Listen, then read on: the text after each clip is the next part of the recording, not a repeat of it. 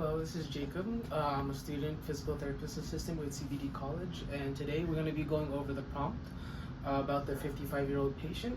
So, based off the prompt and the key findings, I'd like to make the educated decision that this patient falls within the level 2 subacute category of movement control interventions, and this is because patient experiences pain and dysfunction but not at a high disability.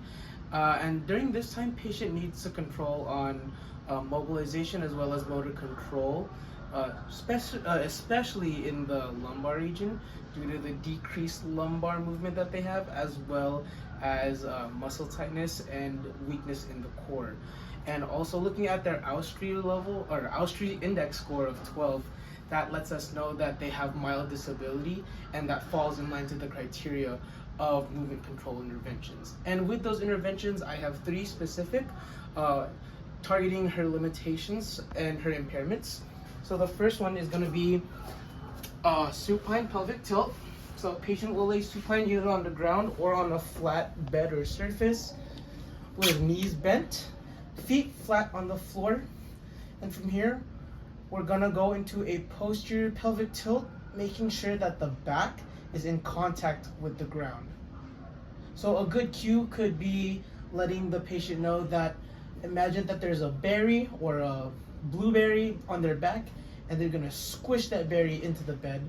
And when I say a posterior pelvic tilt, imagine your pelvis as a bowl with soup in it. So you want the soup to spill backwards. So we're gonna get that bowl, put it on here, and we're gonna spill it backwards. Spill it backwards. Like so. And this exercise helps with spine mobilization as well as strengthening the abs and controlling the muscles for your abdominals. Up next is gonna be my favorite, cat-cow. So, next we're gonna go into this quadruped position. Both hands on the floor, knees on the floor as well, kind of like you're a cat. You're gonna arch that back, and from here, you want the patient to slowly go down and control the movements into this spinal extension, into that quote-unquote cow position. And we're gonna go about this as needed. So this also helps with spine mobilization and as well as morning stiffness in your back. So yes, patient can perform this as many times as needed. And then finally, our last exercise, which is gonna be a knee flexor stretch. Or not a knee flexor, hip flexor stretch involving our knees.